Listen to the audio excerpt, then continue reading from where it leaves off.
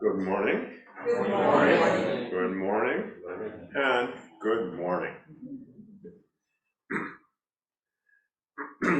So this morning I'm going to talk about my new book that officially was published 3 days ago, although they did send me a bunch of advanced copies, which, in case you peeked on the second floor, they've been here for a while.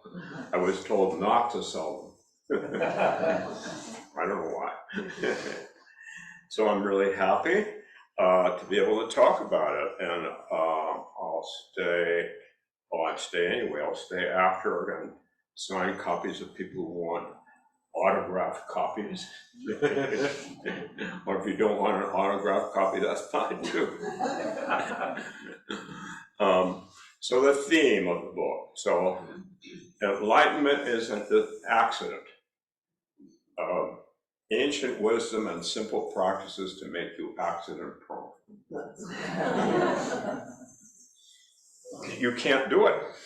You can't do it. You think, oh, I want to have an accident. You can't do it. It's an accident. But you can make yourself accident prone.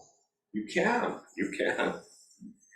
The only way you can do it is to die to everything. Everything you've known, everything you haven't known, everything that wants to die.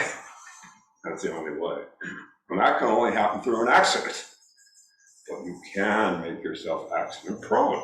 That's what we do here. That's what we've been doing here for a long time. And I mean here, but I also mean our ancient ancestors. So I'll talk about the book a little bit, not too much, because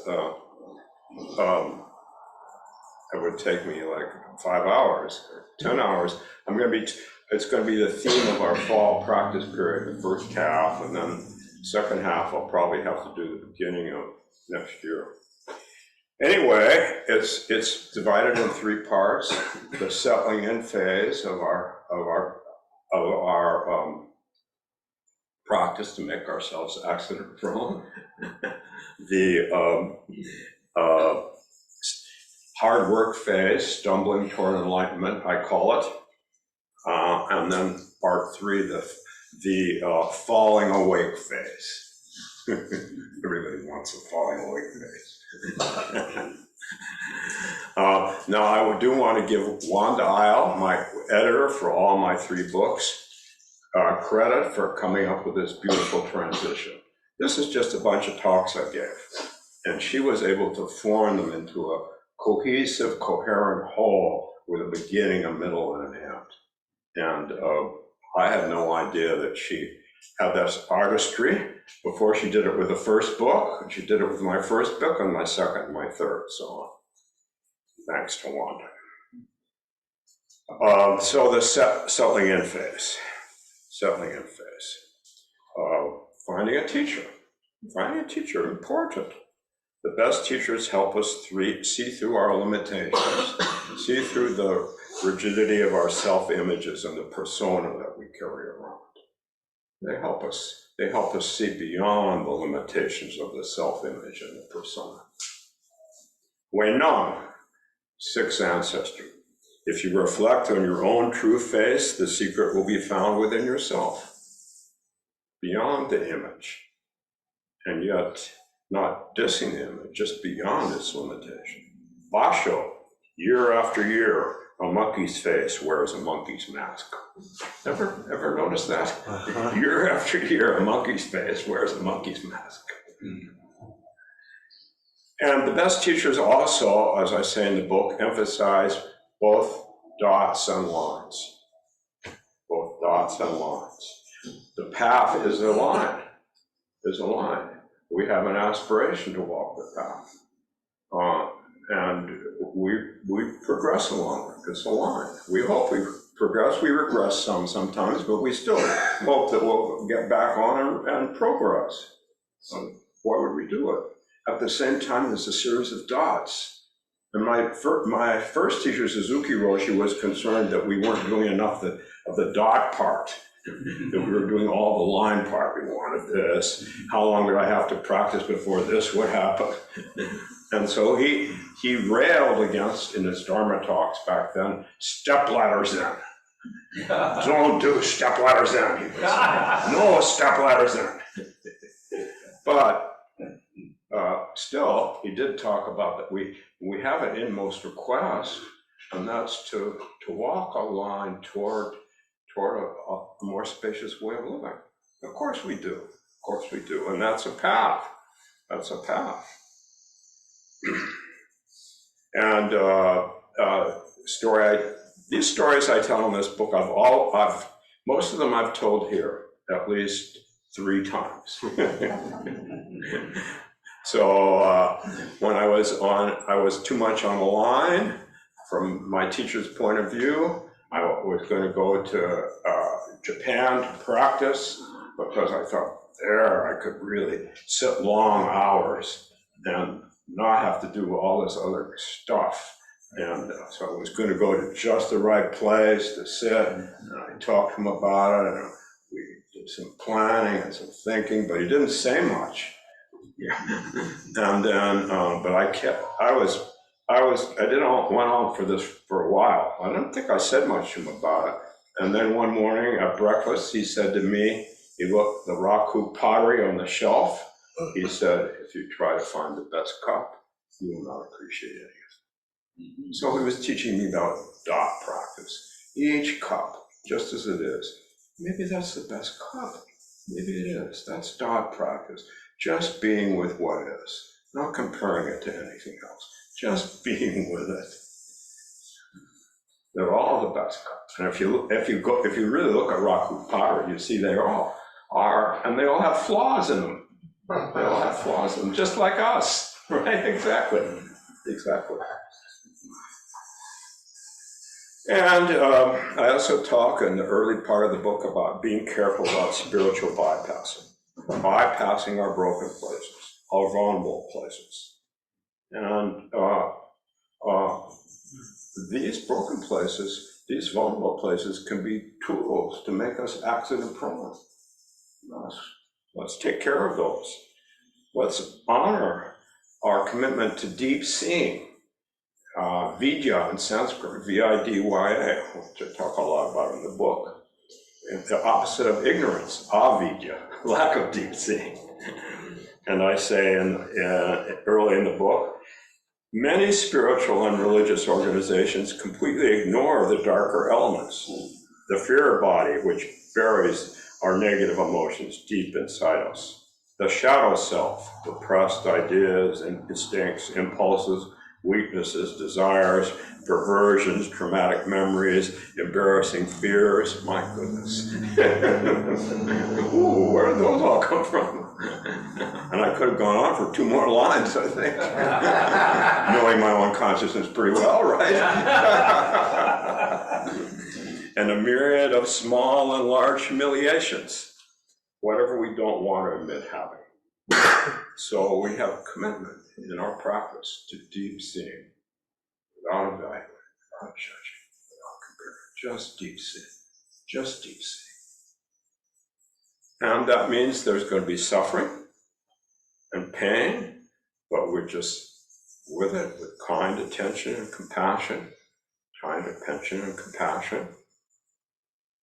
And it dissipates, but it doesn't dissipate because we try to make it dissipate. It dissipates by accident because we're fully there with it, nurturing it, taking care of it.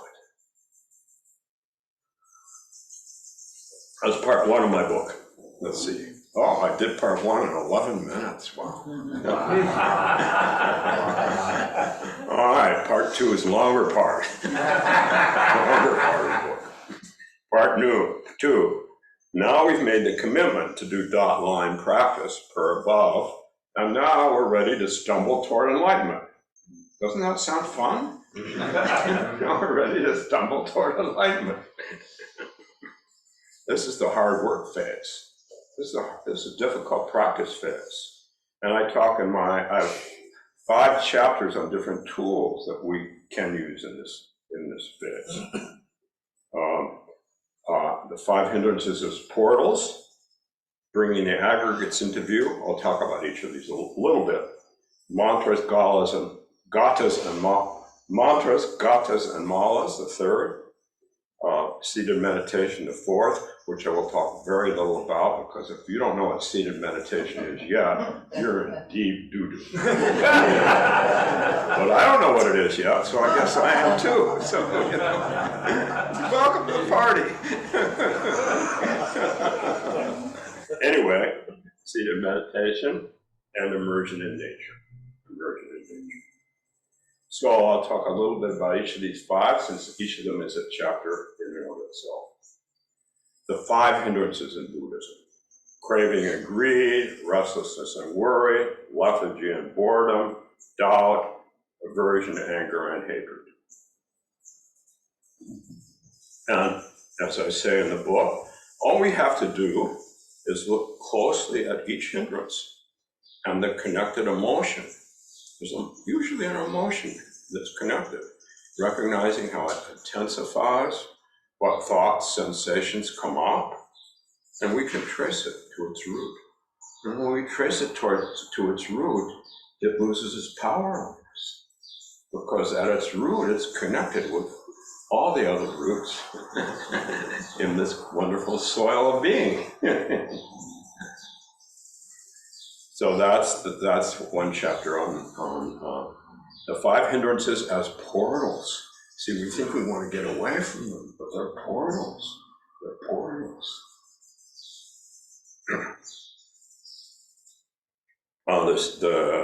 Then I have a chapter on bringing the 5 aggregates into view. Remember, Buddhism is full of lists. It started as an early and as an oral tradition, so that the 8 thises, the 5 thises, the 3 thises, the 13 thises. That was 400 years. That's how they remembered it, right? So anyway, now we've got the 5 aggregates, which I've talked a lot about in here. And I won't say much about them because I have a whole chapter about them. But the first aggregate is I make contact with this. I make contact with coal. I see coal sitting here. The second aggregate is I have a sensation or feeling when I look at coal, and I'm positive, negative, or neutral. In this case, it's positive coal. Lucky for us, huh? I'm happy to see you. That's the second aggregate.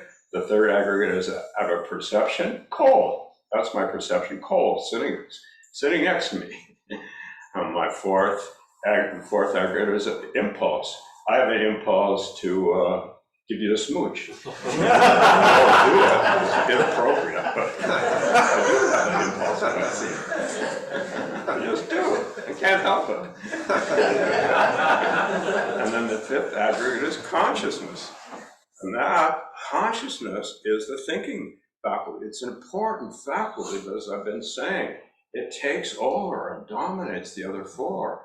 So we're never here with our contact, with our sensation, with our feeling, with our perception, even with our impulse. We're always somewhere else talking about when will I get to see Cole again? Well, I just saw him. He reminds me of someone else. On and on. So we're not present. So that's a practice that went on for 400 years in Buddhism before the Heart Sutra dissed it, of bringing the aggregates into view, just bringing them into view.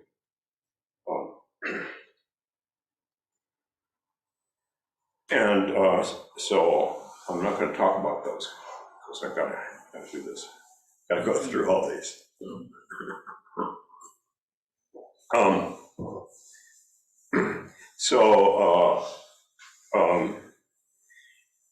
But by bringing the aggregates into view, we're able to shed our conditioned ideas. My conditioned ideas about coal, I'm able to shed those because I can be more immediate with just seeing him, with just having the sensation, just having the perception, and even the impulse. Just here. How much of our lives are we here? I mean, I'm 80. You know, isn't it time for me to spend most of my life here? before I'm gate completely. I think so. I think so. It's fine for me. It's time for me just to appreciate this dot. And that's our practice. That's our practice. But we still have an inmost request. We still have something we want. So we do. It's part of being human. Don't spiritually bypass what you deeply want because you want to be good. Forget that. Forget that. Just be you. Just be completely you.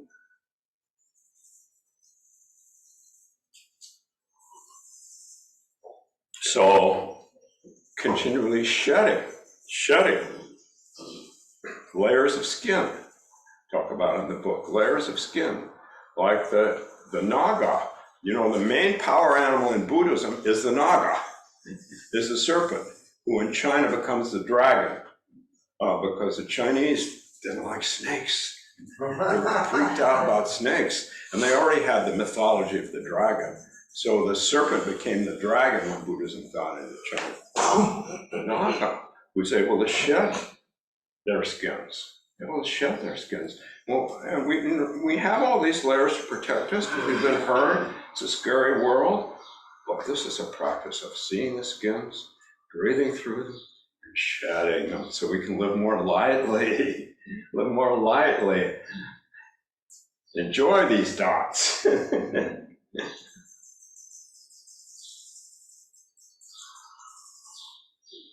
Like a Naga.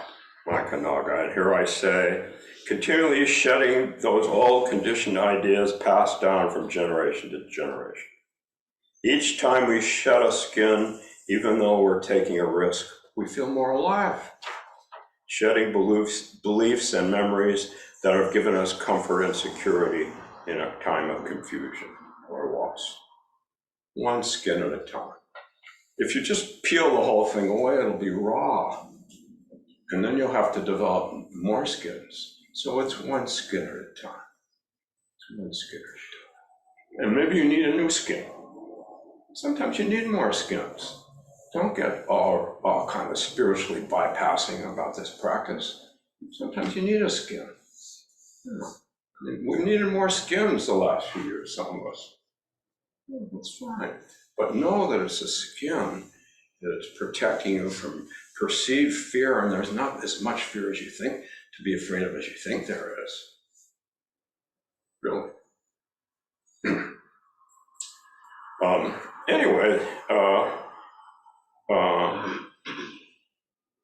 we can do it. This is our practice to do it. And when we really shed our skins, we feel a wonderful love for everyone and everything. Everyone and everything. We just do. You just do. And then, of course, they don't talk about love in Buddhism. Who cares? I don't have any particular interest in Buddhism. Do you?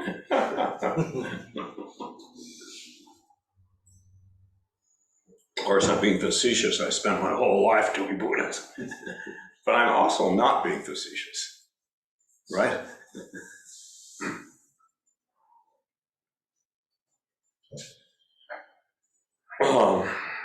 So the third practice is mantras, gathas, and malas, and I give a Dharma talk on those recently, so I won't talk much about those at all. But they help us come back and be present when we're flooded by emotion, when we're flooded by thinking. They help us. They help us a lot. Sometimes we just need to narrow our attention because we're getting flooded, and they can help us when we get flooded. So years ago, I was flooded in a Rahatsu retreat, Sesshin, I should say. Sesshin, probably the sixth day, many, many years ago. And I was flooded with sense of hopelessness because it was the sixth day and I was doing worse than I had on the first day. Do a retreat and you know what I mean. Oh, who would want? This is a sale. I'm doing a sales pitch for retreats. What a sale. The sixth day, and I was perspiring all over. It was hot. It was summer, in Carmel Valley, hot summer. And my teacher said to me, he said, what did he say? He said, you've been having a really hard time. You've been having a really hard time. And he did say, I don't think I put this in the book, now go change your clothes. I don't know if I was really perspiring. and then come back and see me. So I went and changed my clothes, and then I go back and saw him. And he said, yes, you're still having a really hard time. I don't know what that was. And I said, yes. He said, repeat this mantra, gate, para, sam, gate. So I did. And I thought, we don't have mantras in Zen. I said that to him, and he said, just repeat it. Okay.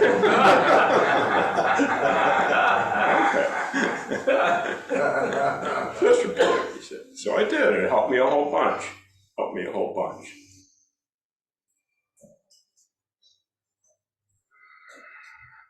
I had Lyme's disease. I don't want to use the past tense because I'm hoping it won't come back. It seems to come back every couple of years, or every year, every 6 months, but this time it hasn't come for 2 years. I think it's 2 years, I don't know. I know my doctor said it will come back sooner or later. Anyway, when I was in bed for like a month, as I would be with my Lyme's disease, even though I was a guiding teacher here. Gee, we won't get into that. I would drive from my house on Fremont, which is 3 blocks from the lake, to the lake, because I was too tired to walk to the lake. And then I would sit by the lake, and I started doing a gata. And the gata that I did, I put in my book.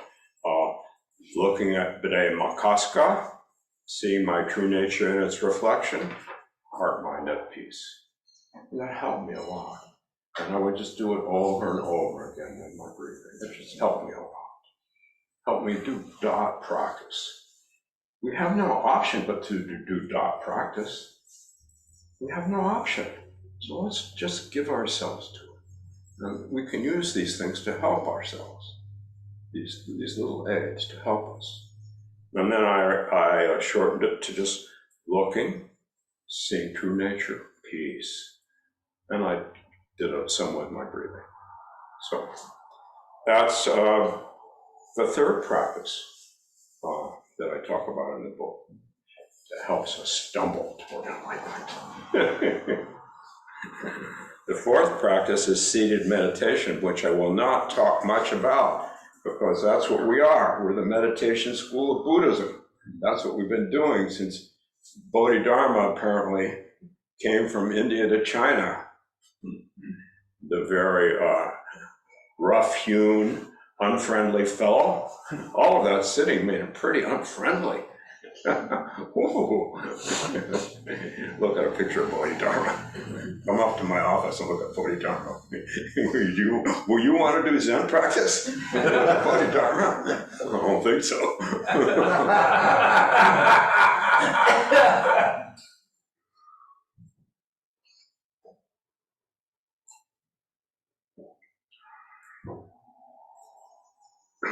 So seated meditation.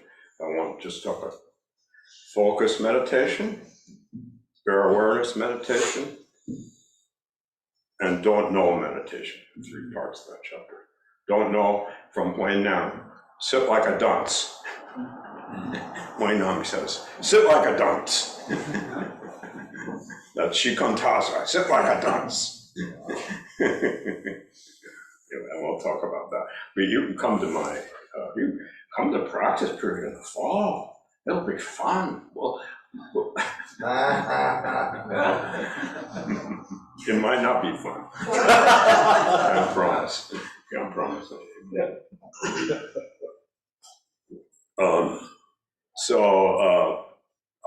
The last practice, immersion in nature. Aren't we lucky that we're right by this lake with all these beautiful trees? Aren't we lucky? We all know how immersion in nature calms us down and opens us up. We all know that. It's a wonderful practice. It's a wonderful practice for making ourselves accident prone. My childhood, one of my childhood heroes and adolescent heroes was a guy named John Muir, M-U-I-R, who spent many, many years, mostly in the Sierras, and I think he was in the Rockies too. And he wrote different guides to the mountains and wrote poetry about them. And here's John Muir in my book. Between any two pine trees, there is a door leading to a new way of life. It's true. Between any two pine trees, there's a doorway leading to a new way of life. Beyond your ideas. It's here. It's here.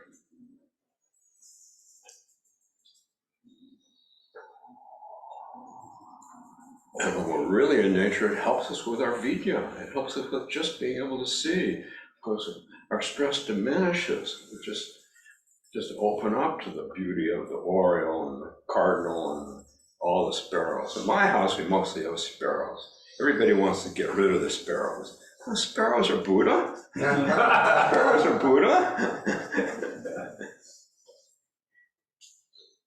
My wife does not want to get rid of the sparrows. She loves the sparrows. Anyway, I don't have time to talk about that. I gotta get going here. It's 10:28. This is line practice, right? We're going somewhere. We're gonna get somewhere. We at least need to get to having an accident, don't we?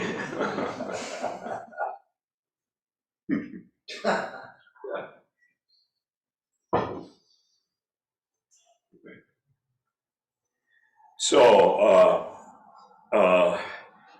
we fragment these parts of ourselves we don't want. They, there are private parts we don't want to see ourselves. We don't want other people to see it. But through this practice,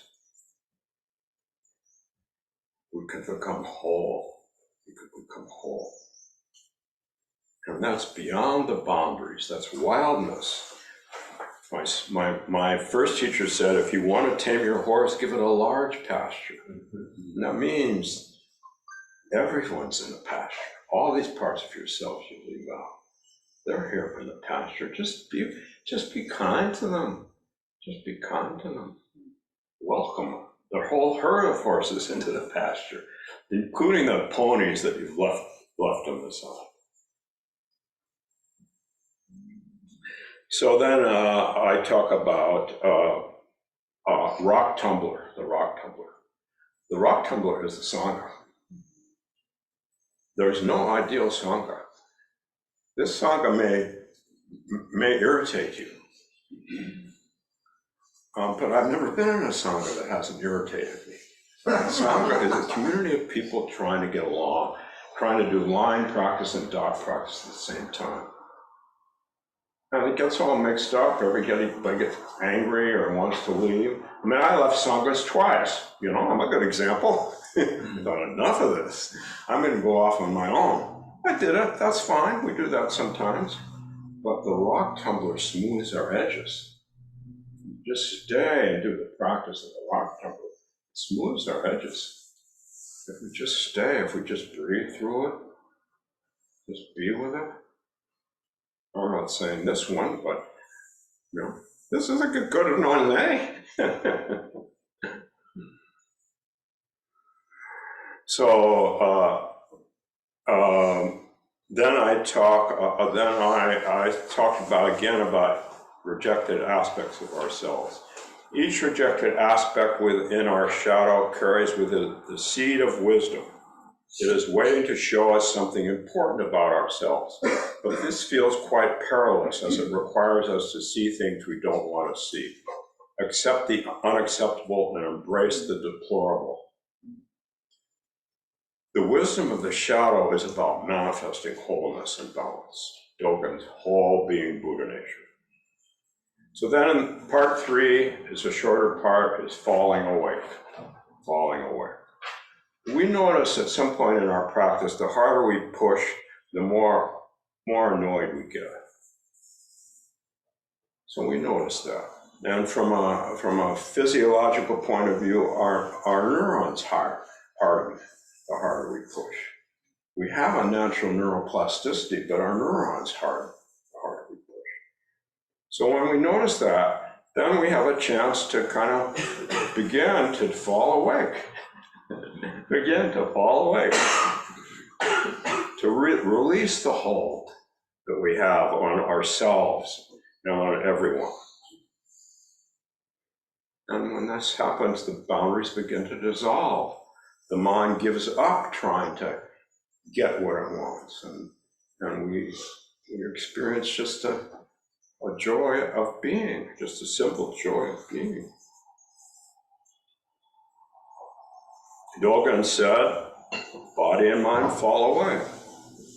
And he said in another place, we're enlightened by all life.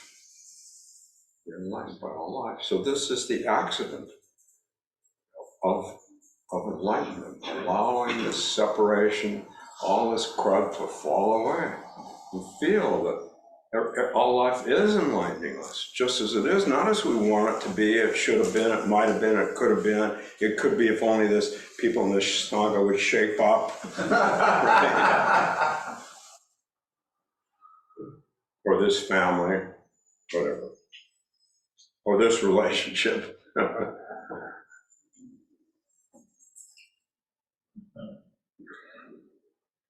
So, dualistic thinking can begin to fall away. The mind-forged manacles I talk about all the time, that William Blake talks about, can begin to fall away. The either or, the all or never thinking. I worked with many mentees during the pandemic. Many of them were doing all or never thinking. Many of them doing radical dualism. That's radical dualism. I can never do this. It'll never improve. It'll never get better. It's hopeless. Non-dualism, this teaching is radical non-dualism. As soon as we get caught on one end, we suffer and we cause other people to suffer. But it's a whole continuum. We don't need to get caught on one end. We can let go. Even the dichotomy between suffering and joy, and experience what I like Thich Nhat Hanh's word, interbeing. Katagiri Roshi would say dependent co-origination. That's fine, but that's fancy. Just how about just interbeing? Interbeing, not interbeing, interbeing. That's a synonym for emptiness. Emptiness in Buddhism means interbeing. So if you read emptiness, you don't want to do Buddhism. Just say interbeing, because everything is empty of its own being, because everything is partaking of everything else. In the non-dualistic universe, which is this universe, either or is stuck. It's stuck on one end, but it's all fluidly flowing.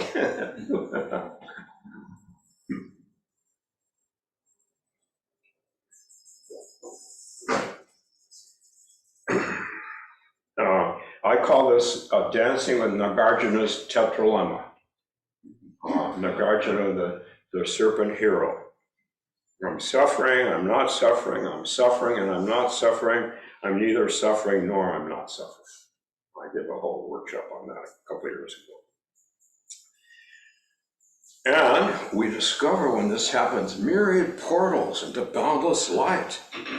And even a new attitude toward these different practices we do. Paramitas are a very important practice in our Zen practice and in Buddhism in general. Generosity, ethical behavior, patience, effort, meditation, and wisdom. But paramita means perfection, but it also means that which goes beyond duality. So I won't spend time on these because it's already 10:37. But I will say that starting with generosity, I talk about these in my book, being generous to our stinginess. Oh, we're stingy because we're suffering. We're stingy because we're afraid. Can we be generous to our stinginess? That's non-dual generosity. or someone else's stinginess. Why is so-and-so politician acting the way he or she is doing? Oh, doesn't mean we vote for him or her or them or whatever, but we feel that. We're generous to other people's suffering and our own. So generosity, oh, I need to be a bodhisattva. Well, you will be a bodhisattva if you're generous to yourself. You will be if you're generous to other people's suffering. You don't have to even think about being a bodhisattva. Forget it. Forget it. Sit like a dunce.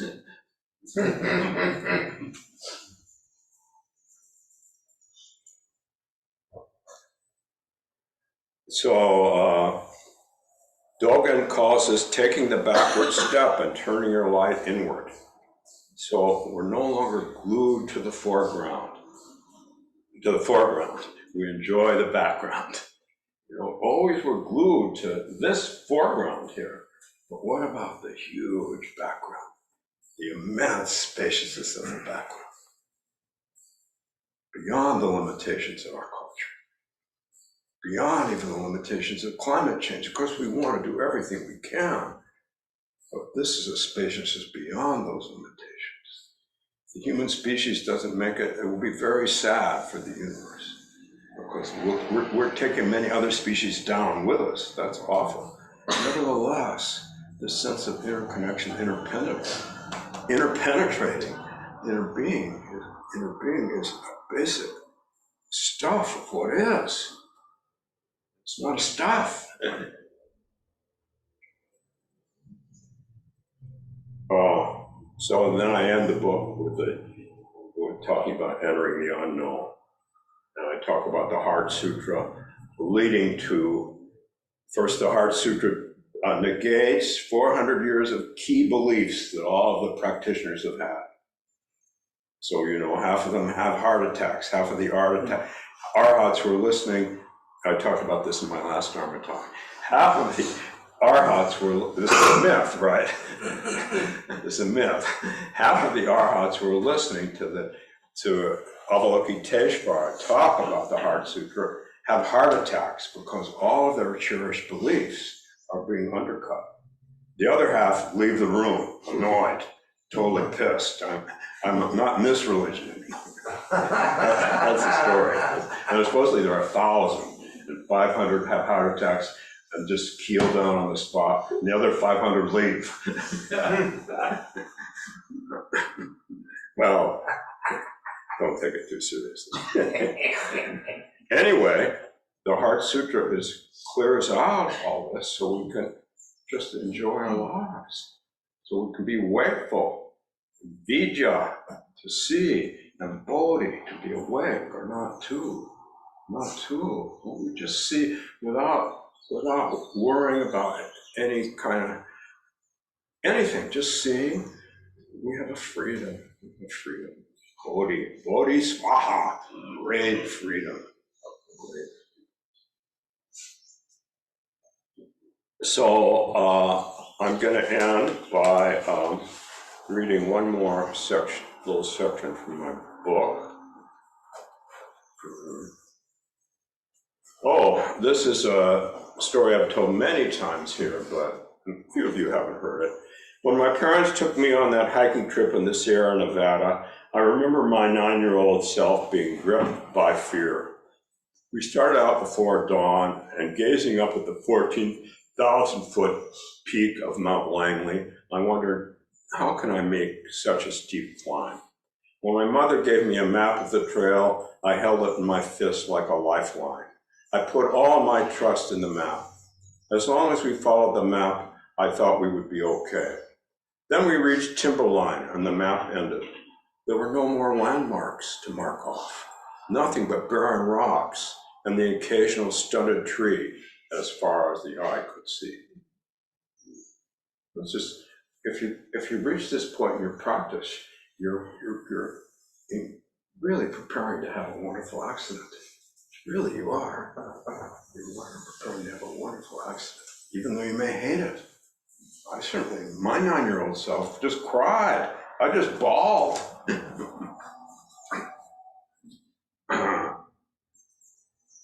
Then we reached timberline and the map ended. There were no more landmarks to mark off, nothing but barren rocks and the occasional stunted tree, as far as the eye could see. We often have the same experience in spiritual practice. We learn some basic meditation techniques like following our breath or repeating a mantra, but at some point we reach timberline, lost, disoriented, and engulfed in darkness. My mother stayed just far enough ahead of me to remain within sight, just as Suzuki Roshi did when I practiced with him. If I lagged too far behind, I ran the risk of getting lost, both on the mountain and in my practice. So I kept moving, one breath, one step. The path to the unknown is filled with twists and turns, barren rocks, foul swamps, and fog so thick we can't see where our next step leads. What do we do when we lose the sight of the path, or our faith in our ability to walk it? We keep moving, one breath, one step, one step, one breath, one breath, one step. This is the way to make ourselves accident-prone. This is this very simple way to make ourselves accident. Alive on the in-breath and dead on the out-breath. And alive on the in-breath and dead on the out-breath. You can do it. You can do it. You need to have the aspiration through the line, and then just do it with a dot. The dot is the line, and the line is a dot. Who knows the difference? And yet they are different. Okay, thank you for being so attentive. And I don't know if you folks online were attentive, because most of you are just hiding your faces as you want to do. Maybe you're taking naps. Maybe you're eating ice cream, although it's a little early for ice cream. But I hope you're having a good time. I've been having a good time. I like to tease them. So I'll be glad to take, I have about 15 minutes, questions from people online first, and then the room, but online first. Questions or comments or stories or songs from anybody who's online. Tim, can you hear me? I can. Let's see. Who is it? Lucian. Oh, hi, Lucian. I don't see you, but I see your room. I just wanted to know what brought you to Buddhist practice. Pardon? What brought you to Buddhist practice? Oh. Suffering. Suffering. What brought me to Buddhist practice? Suffering. And yes. You want me to say, is that enough, or? Yeah. Is that enough? Yeah, thank you for sharing. You're welcome. How many of us didn't come to Buddhist practice because we were suffering? Oh, there are a few people who didn't. Oh, wow, you guys are lucky. But then you learned about suffering later.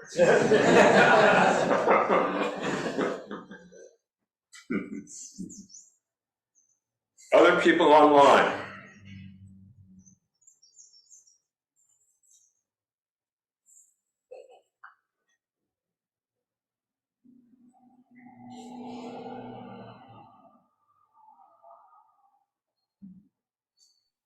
Other people online. Tim? Okay, if you don't show your face, you can just sit and eat your Hey, ice. Tim. I have a question for you, Tim. Oh, hi, Ellen. Hi. Well, the accident is empty, isn't it? Pardon? The accident, it's empty. Yes, the accident is empty too. Don't believe it. Don't believe it. That's right. She's pretty smart, isn't she? She must have a good teacher. Ellen, you must have a good teacher. Who's your teacher?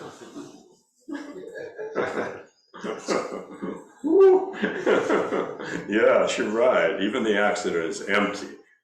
Because in Buddhism, all emptiness means is nothing has its own being. Everything is partaking of everything else. Taoist emptiness is different, but that's Buddhist emptiness. That's what it means. Everything is partaking of everything else. Isn't that wonderful? Isn't that wonderful? Anybody else online? Ellen wasn't eating ice cream. I want one of those people who are eating ice cream to ask a question. Okay, in the room. Or make a comment in the room.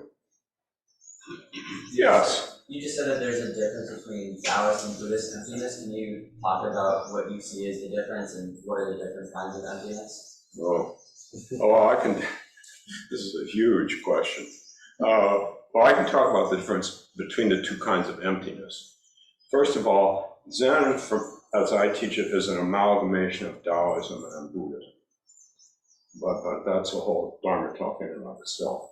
But Taoist emptiness is just let your mind empty. Just let it empty out so you can enjoy it. So the emptiness of them, often when Suzuki talks about emptiness, he's actually using the Taoist rather than the Buddhist. Now, does he know he's doing that? I don't know. He never told us the difference. I just learned this because I went to, I studied and studied and studied and studied. Well, I don't know why we all study so much. Katagiri's studying all the time too. I enjoy it. I enjoy it. That's what I do. Anyway, Taoist, Nagarjuna wouldn't like Taoist emptiness for the same reason that Ellen said it. He'd say, oh, you're reifying something.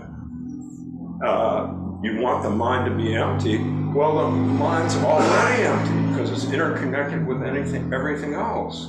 So emptiness and form are already interconnected. So you don't need to have an empty mind. Whereas the Taoists would say, oh, Buddhists, you're too technical. You're too literal. We're creating a poetic image for you so you can see how emptying your mind really opens you up to a sense of independence. So does that make sense to you, the two different kinds? Do you want me to elaborate? It's good for now. Pardon? Good for now. Okay. And then there's a third kind, that's Western emptiness. Despair, hopelessness, ennui, fatalism. This human race is just doomed. And so that's why people don't like Buddhism. They think, geez, I don't want to do an emptiness religion. They don't even understand our emptiness and even the Taoist emptiness. The Taoist emptiness and the Buddhist emptiness marry. That's a whole other Dharma talk. They marry. Western emptiness potentially could marry when you let go of everything, when you deconstruct everything, but they don't seem to go all the way through. They just sit in those cafes drinking coffee in Paris and getting more and more depressed.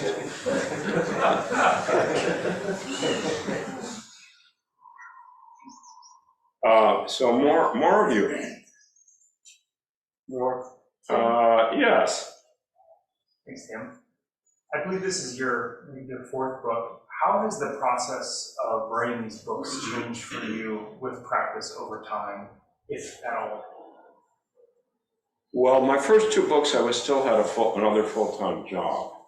So I had to defer a lot of it to Wanda, who was a wonderful editor, and she had all these Dharma talks that I've given over the years. Because, I was guiding teacher here for a long time. And she did a great job. This book, I was centrally involved in all the way along. And I like doing it this way much better. Maybe because of my ego, probably. I mean, don't kick out ego. We all need ego. Everybody wants to spiritually bypass ego. No, I want to have a good book. So I invest myself a lot in it. I give myself to it. It's my practice. And now I'm not sure whether I'm working on a fourth book or not. This is my third book, by the way. I just told Wanda I wasn't going to work on a fourth book, but I don't know. We'll see. Somebody else? Yes, Leslie. Yeah, I just want to say I've had a peek at the book. It's a pretty great book. Oh, thank you. How did you peek at it? Well, You weren't allowed to. I peeked at it in stages, we'll say that. Oh, I know how you peeked at it. Oh, I know. She was helping Wanda edit it for a while. Yeah. So it's pretty great. I highly recommend the book, it's wonderful. Thank you. But I just really want to say thank you for writing the book and how wonderful it is. And I think it's a great addition to people's ability to study and kind of get some clarity on a lot of the aspects of Buddhism. But I want to correct you on something. It's never too early for ice cream.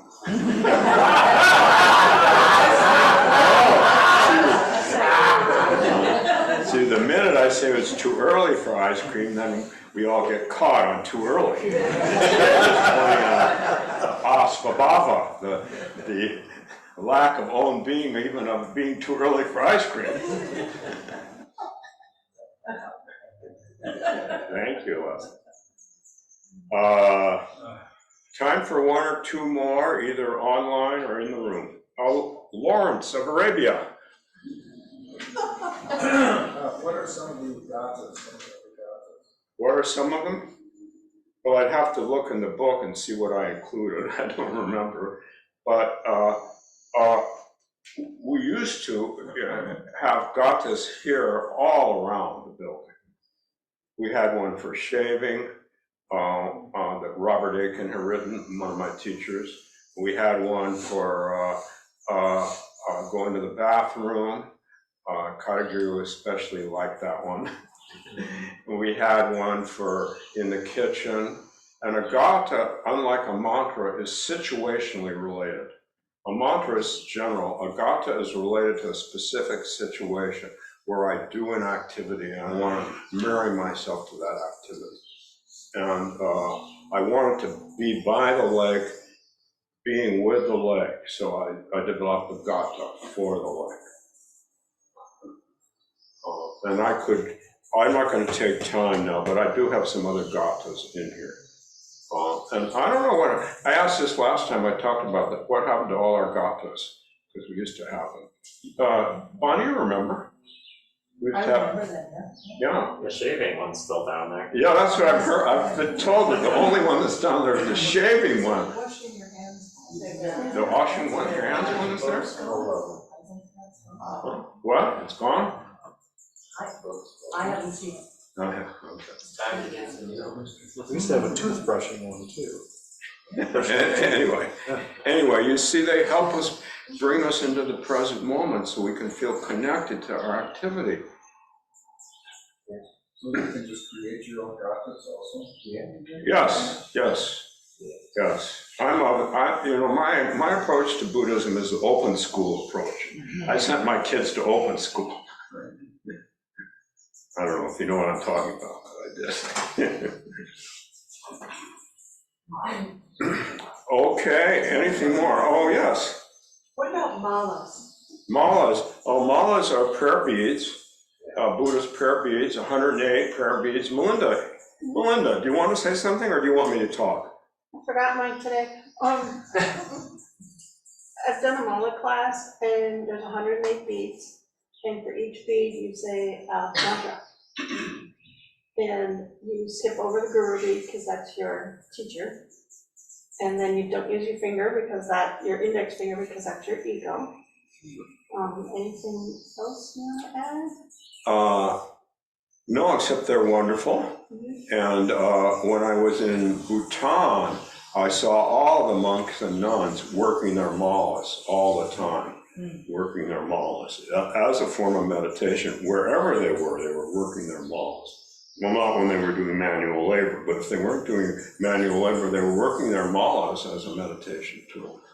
And what else did I want to say? Oh, well, malas are not that different from the rosary. They're not that different from the rosary. It's true that a lot of people think of the rosary as being punitive and being related to you being bad. But if you just repeat Hail Mary, full of grace, that connects you to your feeling of connection with with the mother of the universe. And we think, Buddhists think we've got it, but it's all of this is in world religion. All of this. We call them malas, they call them rosary beads. I remember my grandmother working her rosary beads when times were hard. Yeah, and I actually included a couple different, like Muslims have a mala, rosary. There's a yogi one, and then a chakra one. So I use for different ones, and then I specifically use them when my mind is just going and I can't stop. It calms me down enough to sit. Good. Sometimes I'm just like, I can't sit here anymore, I gotta get up, I gotta go, I gotta go, I gotta go. And I'm like, okay, all the time. Thank you, Melinda, thank you. Baseball also has 108 stitches. Pardon? Baseball has 108 stitches. A baseball does? Oh, hey. Yeah, it's 54 double stitches. I'll have to tell my grandson. Yeah. Now there's more commonality. Well, I won't go down that. He's not interested in meditation, but he's interested in the stitching on his baseball. All right, thank you very much.